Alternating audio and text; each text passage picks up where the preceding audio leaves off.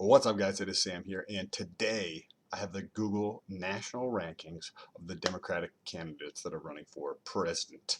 So it not only correctly predicted what would have happened in 2016 if this model was used, but it also did the same thing for the New Hampshire primaries that just took place. So with that being said, if this is your first time here, what's good? My name is Sam, and for those of you who are returning, it is good to freaking see you. Let's get into it. So this is the first 11 months of 2016 on Google Trends. So this is all the search terms that people look for on the web in the United States.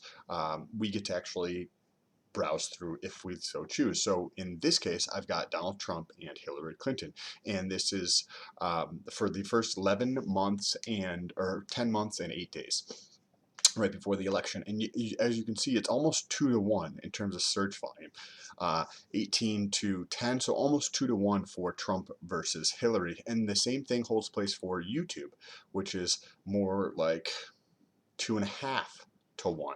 And this is the interest of actual Americans, not a poll where you're going to introduce all sorts of biases when you are collecting the data, when you are sampling the data, in the stratification of trying to come up with a representative population when you have a sample size of only 500 people. You have to try to segment the population. Okay, well, I need 3 fucking Asian people, and I need 10 African American people, and I need 14 white people, and I need a person from this state, and I need a person from this state, and I need a person from this state. And you're trying to put all this together. That's what the stratification is, to come up with a representative sample of what the collective of America thinks. And it might be 500 people, it might be 360 people, it might be 1,000 people. And those polls introduce all sorts of biases through just the introduction of asking questions. I will never be in a poll, so you're not going to get data from me. Some of the polling is done through actual landlines. This is a cell phone, but actual landlines. Like, they call people. I don't have a landline. I've never had a landline. I don't know anybody who has a landline except for my dad, I think, for security, and maybe my grandma.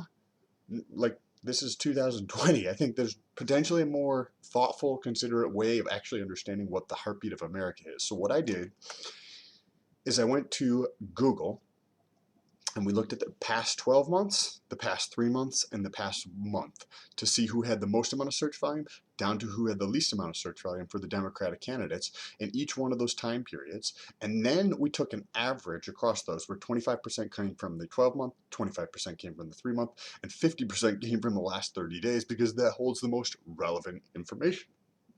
And the top 5 candidates are Bernie Sanders, Pete Buttigieg, Joe Biden, Elizabeth Warren, and Amy Klobuchar. So this is kind of interesting. Amy has seen a giant spike from being completely irrelevant to being in the top 5.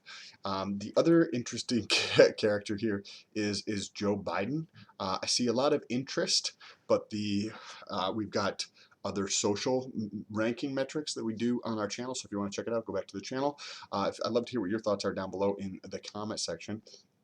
But one of the things that I see with the sentiment around Joe Biden is that there's a lot of negative sentiment associated with Joe Biden. As I'm doing research and as I'm marketing these videos, Pete, we've seen kind of like pretty steady. He was holding in that like middle 3 to 6 spot range for most of our rankings, and with what happened in Iowa, he has moved up tremendously in that period of time.